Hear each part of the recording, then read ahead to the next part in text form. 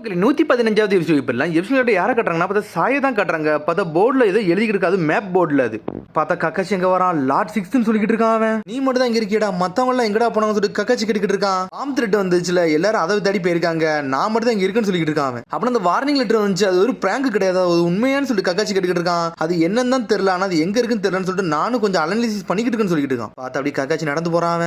பார்த்தா ஒரு ஷீட் இருக்கு, பார்த்தா அதுல ஒரு கென்னி டீம் இருக்காங்க, அது வந்து டீம் 25. பார்த்தா என்ன பேப்பர்னா டீம் 25 வந்து கம்ப்ளைண்ட் பண்ணிருக்காங்க, அது போஸ்ட் ஆபீஸ்ல இருந்து கம்ப்ளைண்ட் பண்ணிருக்காங்கன்னு சொல்லிட்டு. போஸ்ட் ஆபீஸ்க்கு போய் நான் பார்க்கட்டுமான்னு சொல்லி கேட்டுக்கிட்டு இருக்காங்க. லார்ட் 6 நீங்க ஆல்ரெடி ரிட்டையர்ட் ஆயிட்டீங்க, நீங்க எல்லாமே இது பார்க்க போறீங்கன்னு சொல்லிட்டு. எனக்கு ஒரு பிரச்சனை இல்ல, நான் போய் பார்த்துட்டு வரேன்னு சொல்றான். அவன் பார்த்தா கக்காசி ஸ்ட்ரைட்டா பார்க்க போயிட்டான் அந்த பசங்களை. பார்த்தா அவன் சும்மா போல சுக்கியா ட்ரெஸ் போட்டு மாறி போய்கிட்டு இருக்கான், அது கேமராமேன் மாதிரி போய்கிட்டு இருக்காங்க. இருந்து பார்த்தா போஸ்ட் ஆபீஸ் தான் கட்டுறாங்க. பார்த்தா ஹாக்கோன்னு ஒரு பொண்ணு தான் நடந்து போய்கிட்டு இருக்கா, அவளும் டீம் 25ல ஒருத்தி. பார்த்தா பெட்டியெல்லாம் தூக்கிட்டு நடந்து போய்கிட்டு இருக்கா.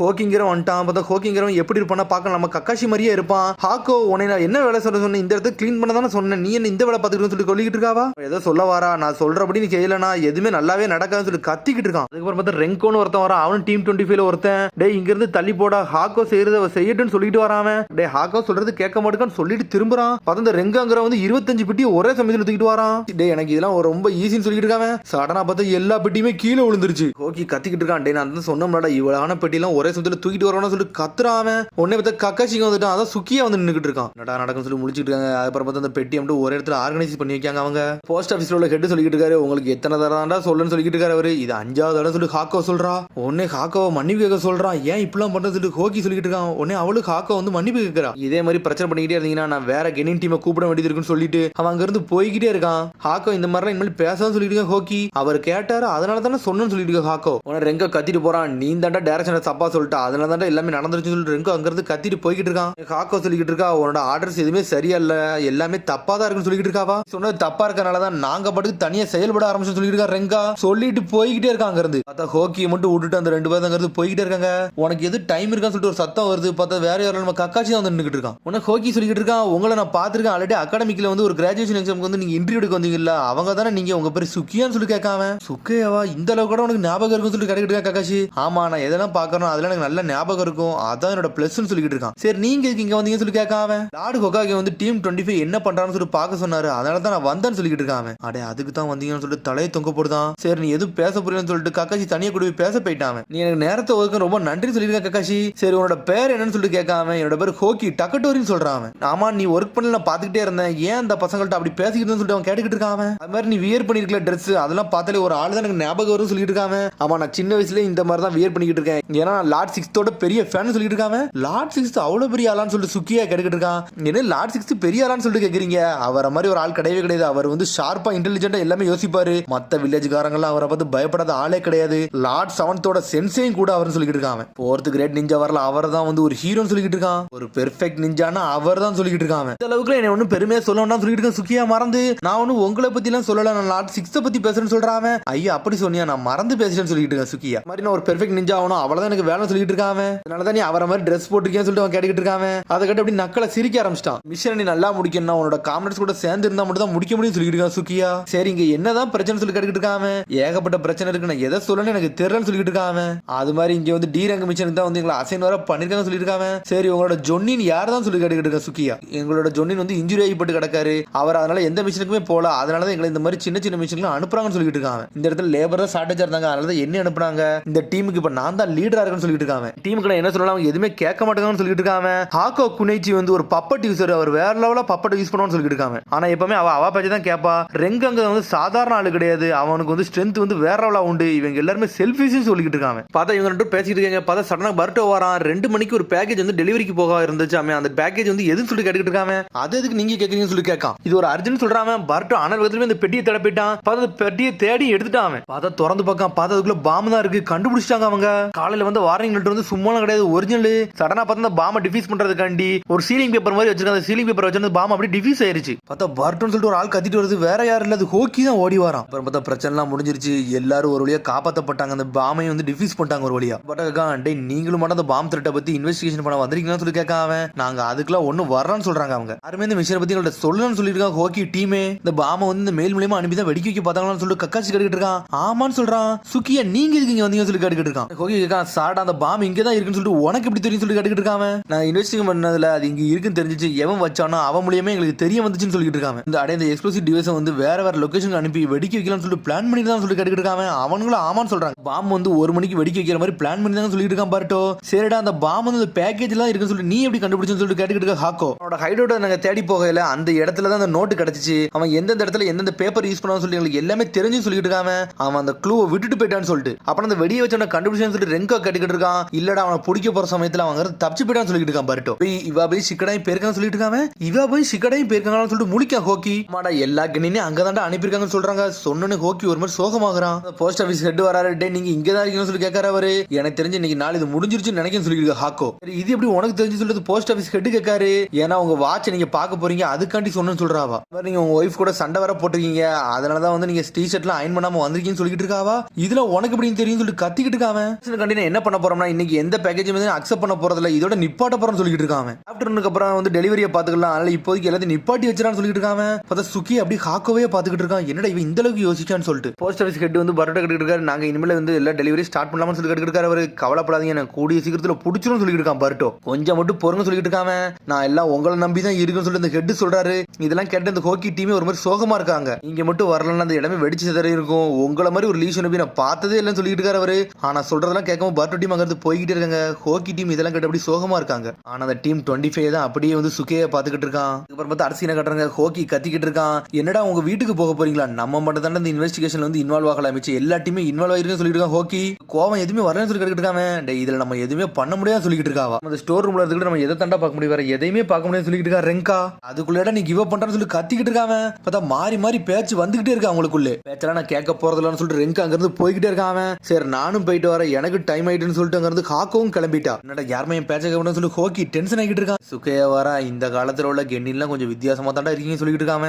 சுக்கையா சொல்றான் உன்னோட ஃபார்மர் கிளாஸ்மேட்லாம் வந்து எல்லாருமே பாம் த்ரெட்டை பத்தி தானே தேட போயிருந்தாங்க. அது உன்னால சூப்பர்னு சொல்லிட்டு இருக்காங்க. ஆனா அதுல கொஞ்சம் கூட இன்வால்வ் ஆகல எங்களை கொஞ்சம் கூட அவங்க சேர்க்கவும் இல்லைன்னு சொல்லிட்டு இருக்கான் ஹோக்கி. ஆனா எனக்கு ஒண்ணு தாண்டா புரியல ஓன் டீம் எதுக்கு இவங்க எடுத்துக்கலன்னு எனக்கு புரியவே இல்லைன்னு சொல்லிட்டு இருக்கான் சுக்கியா. டே நீங்க என்ன பண்ணுமோ அந்த மிஷன் மட்டும் தெளிவா பண்ணுங்க மிச்சம் எல்லாமே நல்லபடியா நடக்கும் சொல்லிட்டு இருக்காங்க. சடனா பார்த்தா ஹோக்கி கத்த ஆரம்பிச்சிட்டான். நான் பெர்ஃபெக்ட் நிஞ்சா ஆகணும் லார்ட் 6th மாதிரி ஆகணும்னு சொல்லிட்டு இருக்காங்க. எவ்வளவு ட்ரை பண்ணாலும் பிரச்சனை இல்ல ஹாக்கும் ரெங்கும் என் பேச்ச கேட்க போறதே இல்ல அவங்க செஞ்சதான் செய்ய போறாங்கன்னு சொல்லிட்டு இருக்காங்க. டே நீங்க அவங்க யோசிக்கிறது ஒரு வாட்டியாச்சும் கேட்டிருக்கேன்னு சொல்லி கேட்டுக்கிட்டு இருக்கா கக்காஷி. இது அவங்க யோசிக்கிறதான்னு சொல்லிட்டு முழிக்கா ஹோக்கி. ஹாக்கோட கேரக்டரை பார்த்தாலே தெரியுது அவன் நல்லா இன்ட்ரெஸ்டிங்கா தான் இருக்கா.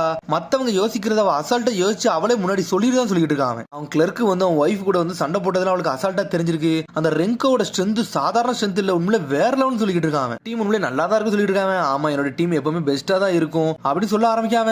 ஹாக்கோட உணர்ச்சி தன்மை வந்து சாதாரண தன்மையா இருக்காது வேற லெவலா இருக்கும். டக்குன்னு எல்லாத்தையும் உணர்ந்து பேசிடுவான்னு சொல்லிட்டு இருக்காங்க. அது மாதிரி ரெங்கோ ஸ்ட்ராங் மட்டும் கிடையாது டிஃபென்ஸ்லயும் அவன் வேற லெவல் சொல்லிட்டு இருக்கான். இதனாலதான் அவங்க ஒர்க்கிங்லாம் வந்து வேற லெவலா பண்றாங்களா எல்லாமே முன்னக்கூட்டியே பண்ணி முடிக்காங்களான்னு சொல்லி கேட்காம அதெல்லாம் கேட்டு ஹோக்கி முடிக்க உடனே பழசை யோசிச்சு பார்க்காம ஹாக்கோ வந்து எதுக்கு அதை தூக்கிட்டு போயிருப்பான் அந்த டெலிவரி மேன் வந்து தூக்கிட்டு போறதுக்காண்டி அதை ஆர்கனைஸ் பண்ணி வச்சு போயிருப்பா.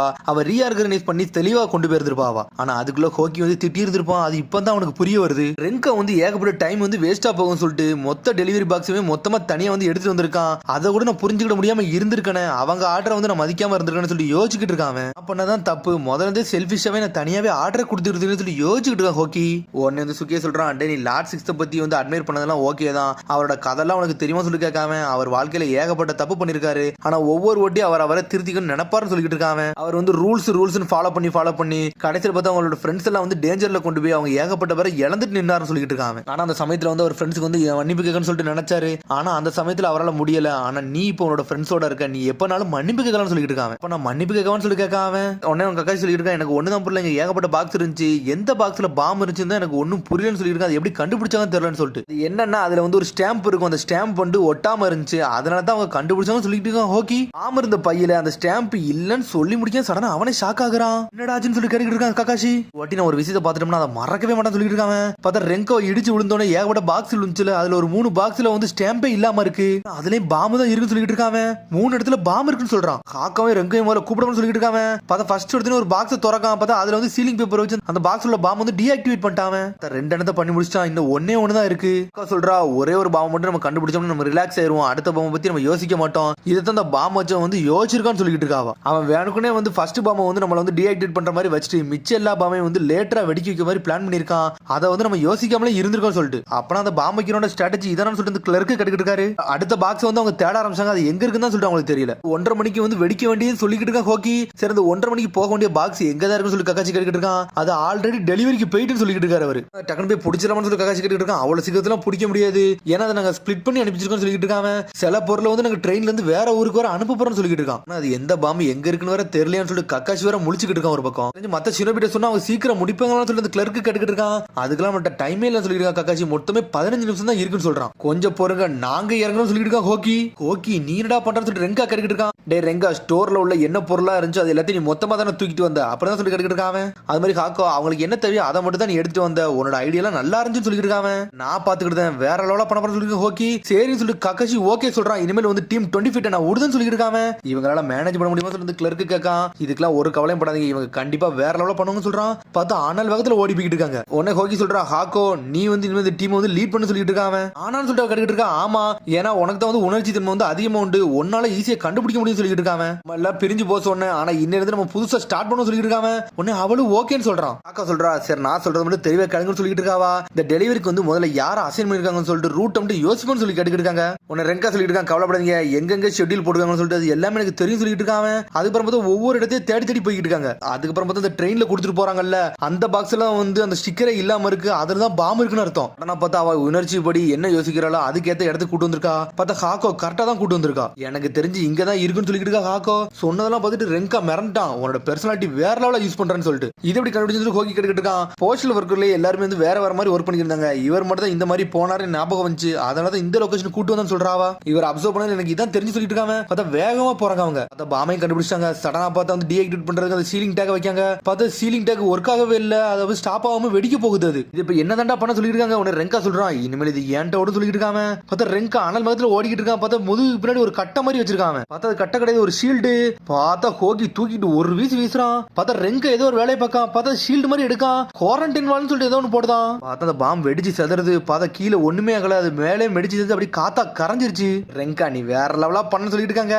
சடனா பார்த்தா கக்காச்சி வந்துட்டான். டே நீ பசங்களா நீங்க உங்களை வேற லெவலா பண்ணீங்க சொல்றான். அவன் லார்ட் 6 சொல்லிட்டு அவங்க எல்லாம் மிரண்டுட்டாங்க. நீங்க எப்படிங்க வந்தீங்க சொல்லி கேட்டுக்கிட்டு இருக்காங்க. அவங்க சுக்கியா தாண்டா என்னை சொன்னா, அதனால தாண்டா நான் வந்து சொல்லிட்டு இருக்கேன் கக்காச்சி. எல்லாம் ஓகேவா சொல்லி கக்காச்சி கேட்டுக்கிட்டு இருக்கான். எஸ் சார் எல்லாமே நல்லா தான் போய்கிட்டு இருக்கு, நாங்க ஜாயின் ஃபோர்ஸா ஒர்க் பண்ணி எல்லாத்தையும் சூப்பரா பண்ண சொல்லிட்டு இருக்காங்க. அது மாதிரி ரெங்கோட டிஃபென்ஸ் வேற லெவல்னு சொல்லிட்டு இருக்காங்க. ஹாக்கோ பாம்பு வச்சனே கண்டுபிடிச்சாச்சுன்னு சொல்லிருக்காங்க கக்காச்சி. அது மாதிரி கரெக்டான சமயத்துல உன்னோட லீடரை வந்து சேஞ்ச் பண்ண பத்தியா ஹோக்கி உண்மையில நீ வேற லெவல்னு சொல்லிருக்காங்க கக்காச்சி. மிஸ்டர் சுக்கையா வந்து லார்ட் 6 பத்தி ஒரு கதை சொன்னாரு, அதை கேட்டதுக்கு அப்புறம் தான் என்னன்னு நான் உணர்ந்துகிட்டேன்னு சொல்லிட்டு இருக்காங்க. ரெங்கா என்னைய மன்னிச்சுட்டு சொல்லிட்டு இருக்காங்க. ரெண்டு பேர்ட்டையும் மன்னிப்பு கேட்கான், எல்லா தப்புமே ஏமாலன்னு சொல்றாங்க. பார்த்தா ஹாக்கவும் ரெங்காவும் வந்து ஹோக்கிட்ட மன்னிப்பு கேட்கறாங்க. உடனே அதை கட்டி சந்தோஷப்படுறான். இனிமேல் டி ரேங்க் மிஷன் தந்தாலும் என்ன ரேங்க் மிஷன் தந்தாலும் நம்ம பெஸ்ட்டா குடும்பம் சொல்லி கத்திக்கிட்டு இருக்காங்க. அவங்க கக்காச்சி ஹட்டாக்கே வந்து ரெக்கமெண்டேஷன் பண்ணிட்டான். பார்த்தா சாய்க்கு கீழே அவங்கள ஒர்க் பண்ற மாதிரி கூட்டு வந்துட்டான். ஹாக்கோட உணர்ச்சி தன்மை, ரெங்கோட ஸ்ட்ரென்த், ஹோக்கியோட போட்டோ மெமரி பவர் இருக்க வரைக்கும் இது உண்மையிலே சூப்பர் டீமா இருக்கும். ஒரு இன்டெலிஜென்ட் மிஷனுக்குலாம் இவங்களை தான் அனுப்பலாம்னு சொல்லிட்டு இருக்காங்க. இனிமேல் நீங்க ஏன் கீழே தான் ஒர்க் பண்ண போறீங்கன்னு சொல்லிட்டு இருக்கா சாய். பார்த்தா அதோட எபிசோட் முடியுது. அதுக்கு அடுத்த எபிசோட் சந்திப்போம். மறக்காம சப்ஸ்கிரைப் பண்ணுங்க, ஷேர் பண்ணுங்க, கமெண்ட் பண்ணுங்க, பெல் பட்டனை மறந்துங்க. See you, bye.